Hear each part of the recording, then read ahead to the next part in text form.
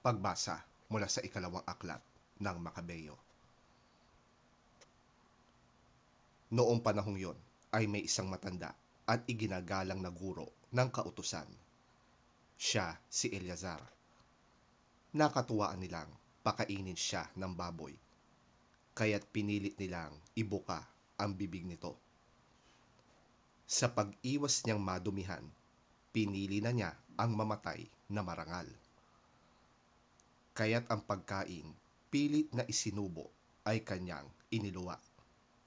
Pagkatapos, siya na ang kusang lumapit sa inihandang pagpaparusahan sa kanya.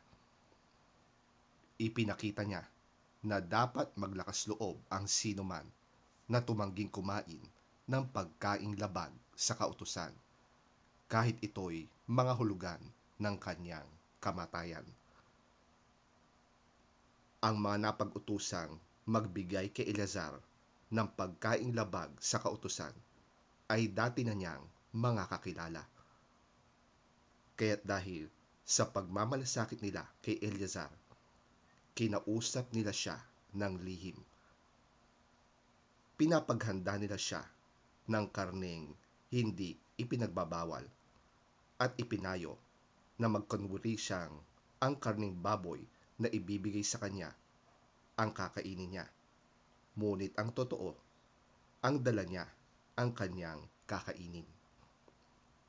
Sa paraang ito, maliligtas siya sa kamatayan. Subalit, ang kagandahang loob na ito ay magalang niyang tinanggihan. Buo na ang kanyang pasya. Matanda na siya at maputi na ang kanyang buhok. Naalala niyang sa pagkabatay, naging tapat siya sa kautusan ng Diyos. Kaya't sumagot siya, "Patayin na ninyo ako ngayon din." Sa gulang kong ito'y hindi na dapat magkunwari pa. Ano na lang ang sasabihin ng mga kabataan kung hindi ako mananatiling tapat?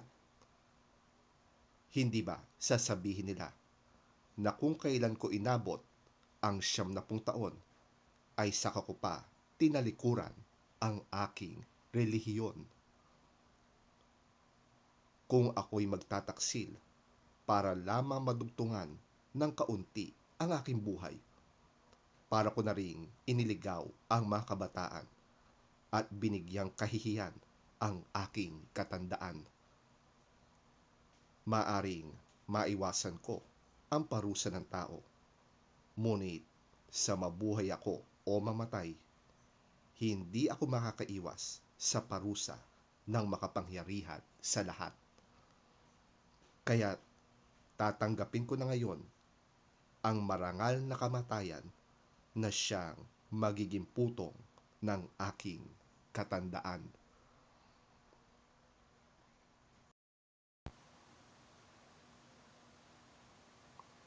Sa gayon, mag-iiwan ako ng isang dakilang halimbawa sa mga kabataan.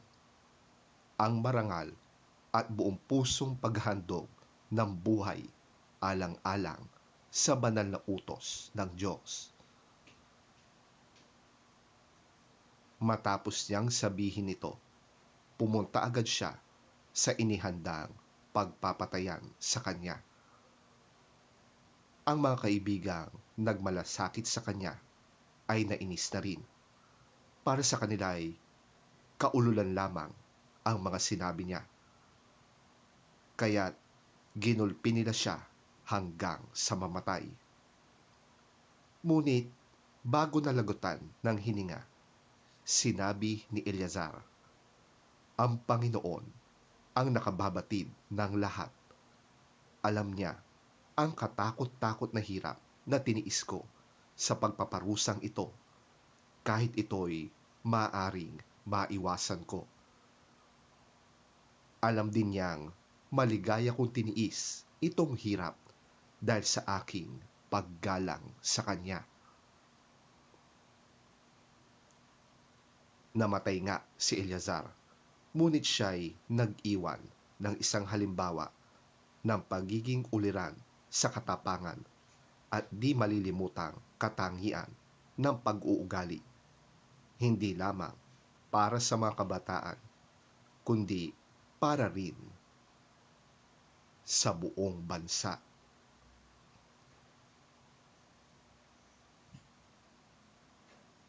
Ang salita ng Diyos. Salamat sa Diyos. Ang mabuting balita ng Panginoon ayon kay San Lucas. Papuri sa iyo, Panginoon.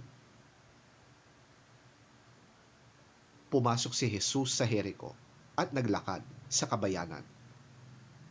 May isang tao roong ang pangalan ay Zakeo, isang pinuno ng mga maniningil ng buwis at napakayaman. Sinisikap niyang makita si Jesus upang makilala kung sino ito. Ngunit sa dami ng tao, hindi niya ito makita dahil sa siya'y pandak. Kaya't patakbo siyang nauna sa dadaanan ni Jesus at umakyat sa isang puno ng sikamoro. Pagtapat ni Jesus sa lugar na yon, tumingala siya kay Zakeo at sinabi, "Zakeo, bumaba ka agad sapagkat kailangan kong tumuloy ngayon sa iyong bahay." Nagmamadaling bumaba si Zakeo at tuwang-tuwang tinanggap si Jesus sa kanyang bahay. Lahat ng nakakita nito ay nagbulong-bulungan. Nakikituloy siya sa isang makasalanan. Sabi nila. Tumayo si Zakeo at sinabi niya kay Jesus, "Panginoon, ipamibigay ko po sa mga mahihirap ang kalahati ng aking mga kayamanan. At kung ako'y may nadayang sino man, isasauli ko ito sa kanya ng maka-4 na beses." At sinabi sa kanya ni Jesus, "Ang kaligtasan ay dumating ngayon sa sambahayang ito, sapagkat anak din ni Abraham ang taong ito. Ang anak ng tao ay naparito upang hanapin at iligtas ang naligaw."